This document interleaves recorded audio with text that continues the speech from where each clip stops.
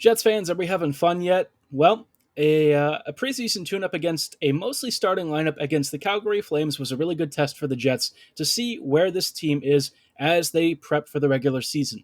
And you know what? I came away impressed. We'll talk about why I think this team might be a little bit on the upswing with some signs of optimism for this year, and which players really stood out the most in tonight's episode of Locked On Winnipeg Jets. You're Locked On the Hockey Jets, your daily podcast on the Winnipeg Jets. Part of the Locked On Podcast Network, your team every day.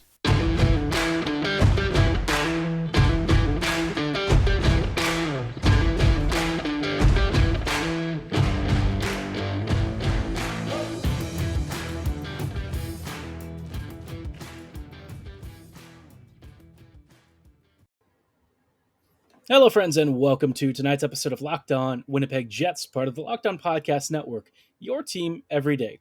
I'm your host, Harrison Lee, an avid Winnipeg Jets fan and an online blogger. You can follow me on Twitter at HLivingLoco and at LO_Winnipeg Jets. As always, if you like what you're hearing, be sure to like, follow, and subscribe on your favorite podcasting platform of choice, including Apple, Spotify, Google, Megaphone, Odyssey, and YouTube. Doing so is completely free of charge and ensures you never miss another episode. But most of all, we just really love and appreciate your support. So, again, thank you for making Locked On Jets your first listen of the day, every day. Now, checking in on the Jets, obviously Winnipeg had a game against the Calgary Flames last night, and you know what? I actually was pretty pleased with the results.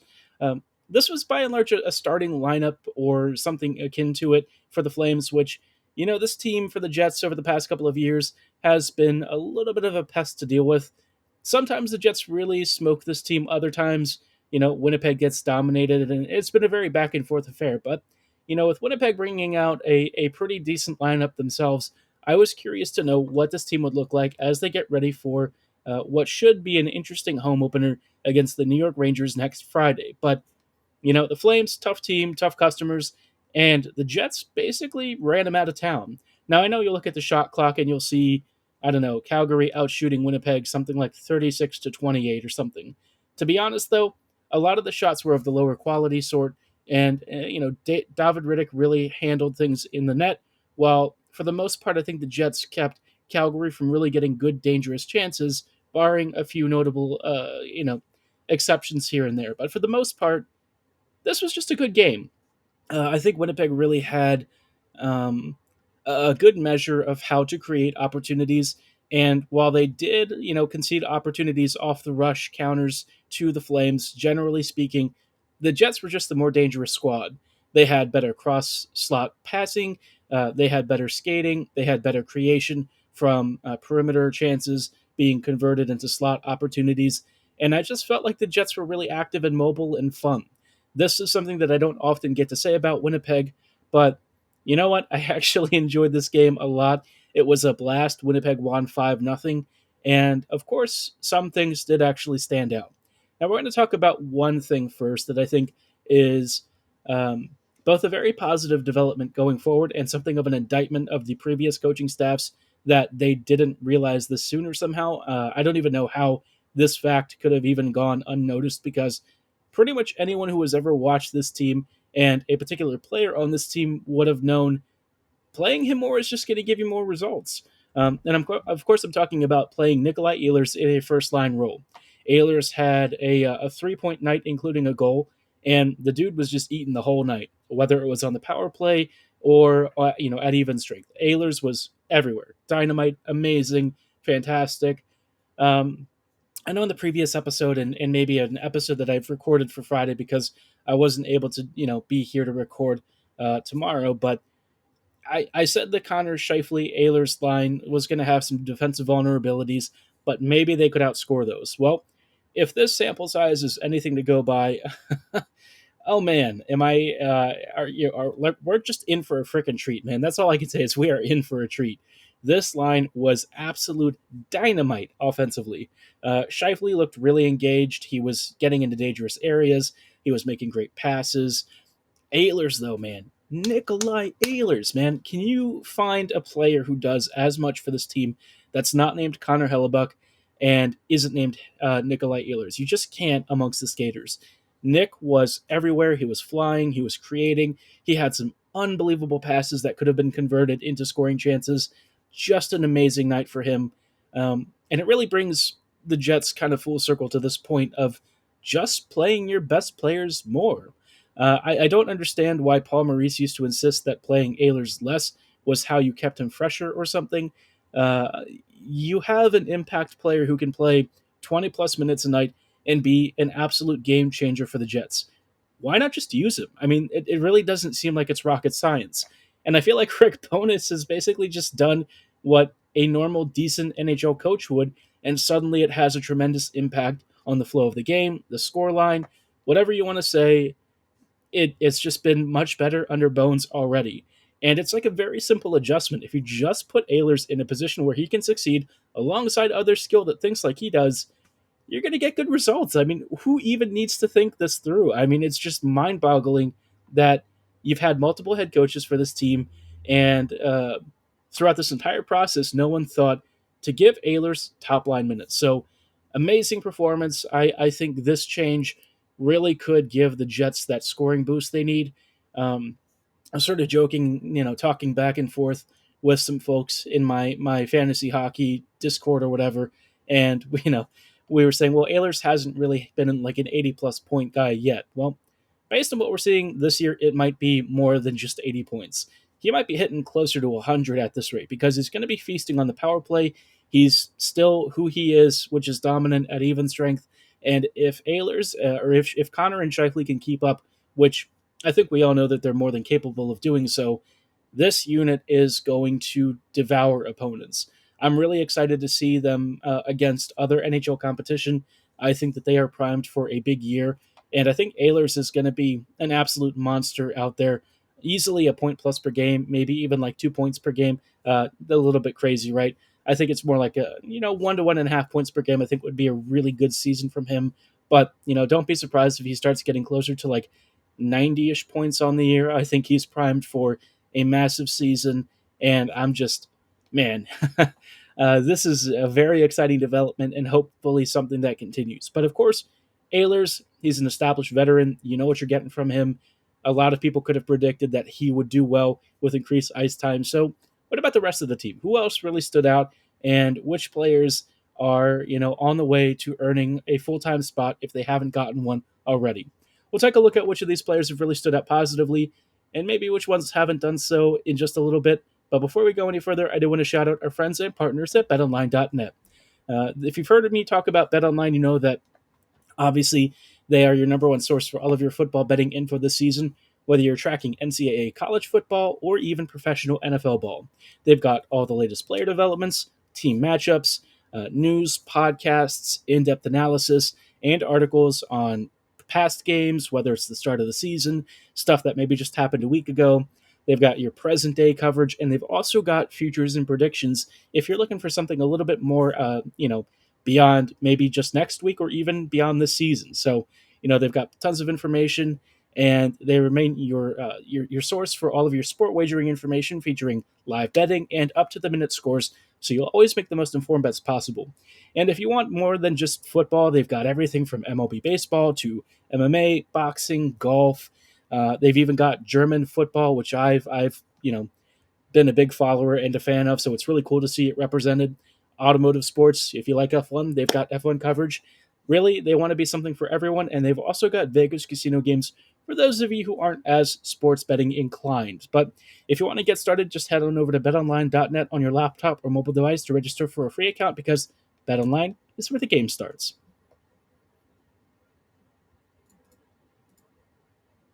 Hello, friends, and welcome back to this episode of Locked On Winnipeg Jets. Thank you for making Locked On Jets your first listen of the day every day. We are coming back to talk about the Winnipeg Jets versus the Calgary Flames, and it has been a fun evening. Obviously Winnipeg smacked Calgary 5-0, and you know what? I don't even think the scoreline was all that generous.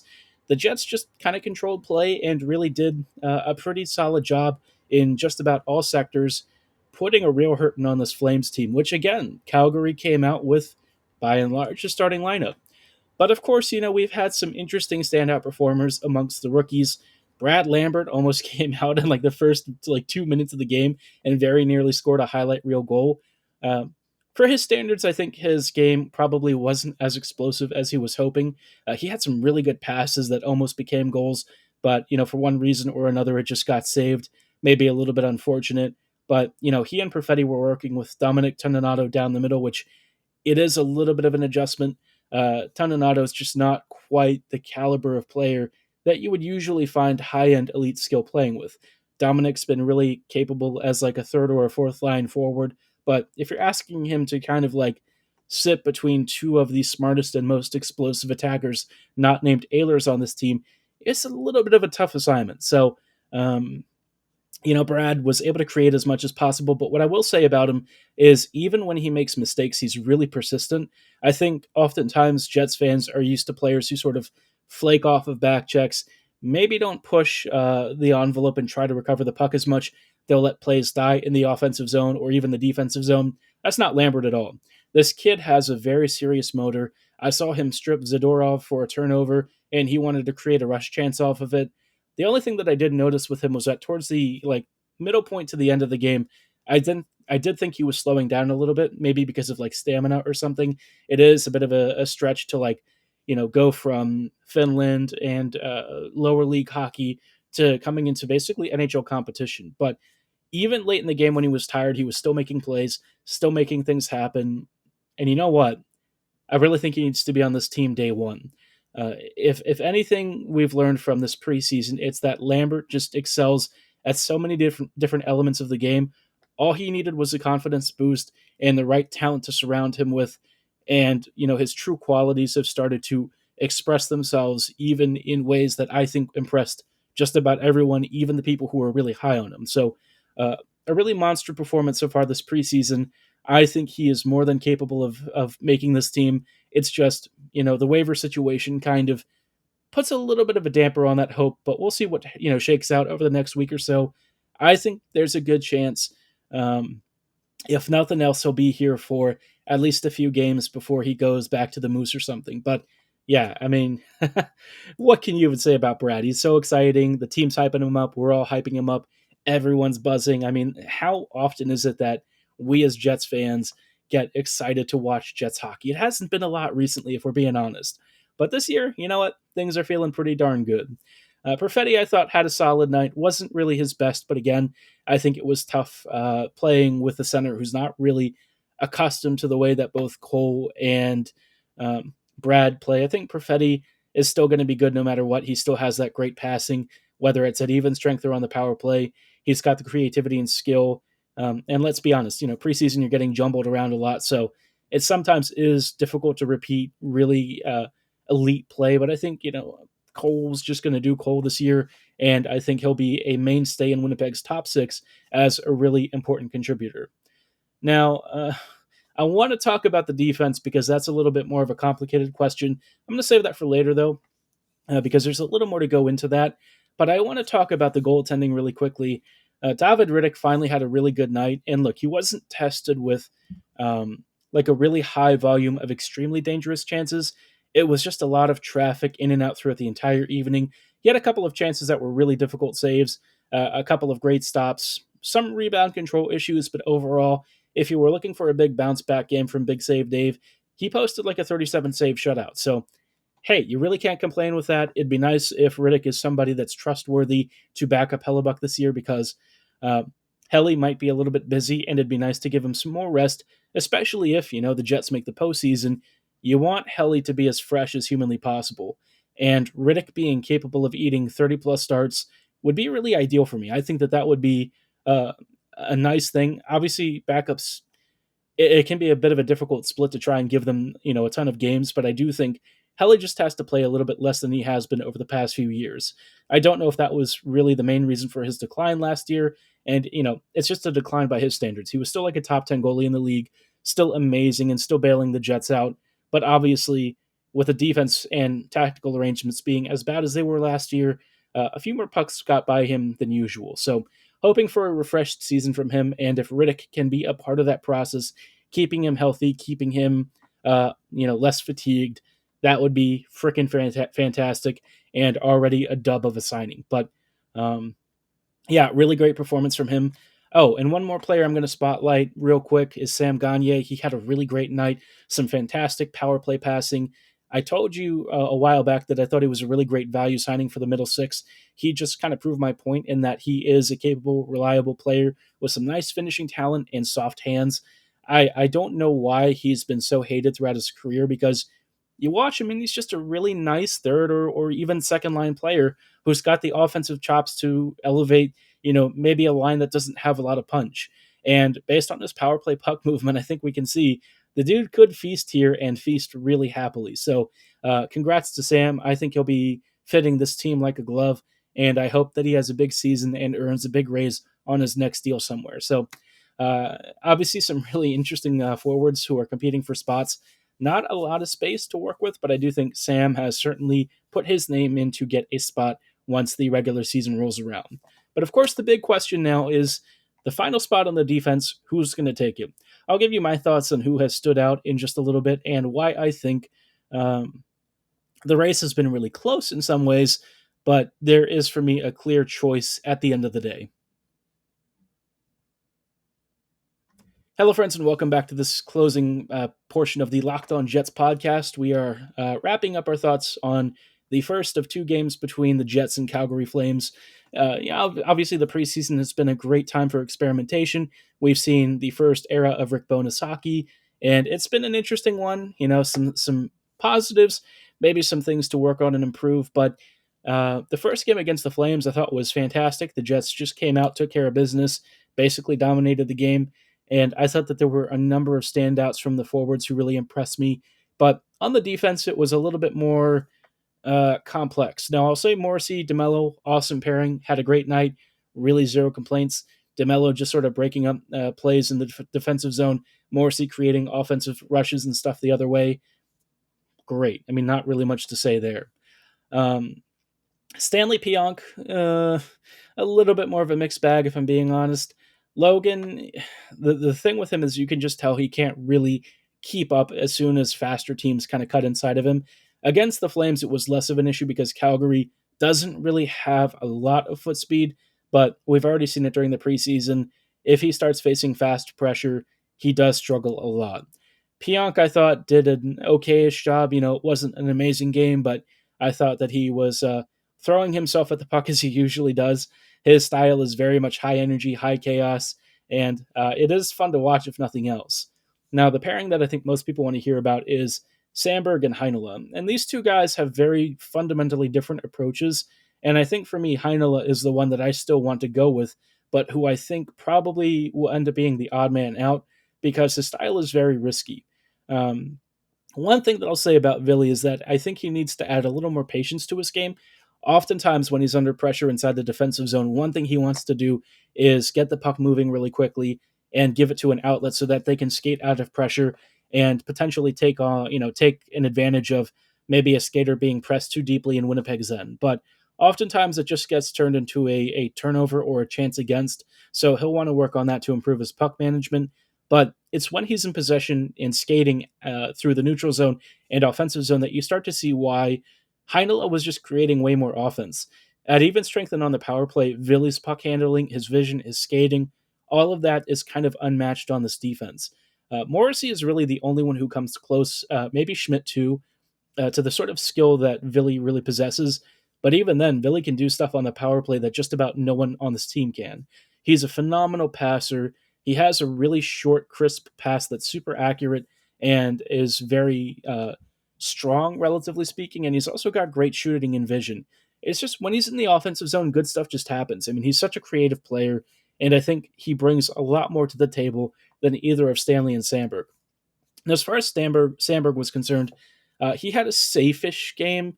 I think the problem with Dylan is that he hasn't really been assertive enough when he's in possession. The version of him that was a really confident puck-carrying D when he was in college and even at times with the Moose, I just felt he's been really passive so far. And with Bones, you really need to be aggressive. You need to be willing to drop deep into the offensive zone and provide puck support, but he just really hasn't done a lot of that. And I feel like when he makes mistakes and stuff like, Logan and Villiers want to do same kind of thing, right? He's going to have those rookie mistakes. He's going to have rough turnovers, But the problem is he's just not really giving enough offensively to where I think he has won that spot handily. So it's a tough question, right? You do have to accept that if you go with Heinola, he's going to have some defensive vulnerabilities, but I think his ceiling and his ability to kind of work past that, I think, is more something I want to trust in over maybe some somewhat safer choices who don't really bring much else to a back end that frankly needs a scoring punch. So I think for me, Villy is still my pick for the 6th D spot. I think it's been closer than you would like because all three of the young rookie defenders, well, not rookie for Stanley, but for the other two, those guys, they're going to have some warts until they start getting NHL reps. And I think even then, there will still be some mistakes they make that you probably wish they wouldn't, but it's just sort of a part of the game. But Villy is capable of just giving you so much more offensively that it kind of outweighs whatever stuff that he does poorly. So something to consider. And I think the Jets have a lot of very difficult choices to make, but I'm just hoping that they make the right one and that at the end of the day, we have a really fun team to watch as the Jets gear up for the upcoming season and beyond. But I'd be curious to know what you think of this game and what stood out for you amongst all of the skaters. Let me know at HLivingLoco and at LO_Winnipeg Jets on Twitter and in the YouTube comments below. Like I said, Friday's episode was pre-recorded before this. I think I tried to predict NHL lineups for next season, or not for next season, but for next week. But of course, there have been some changes, and I'm sure the competition following Saturday's game against the Flames might mean even more roster changes.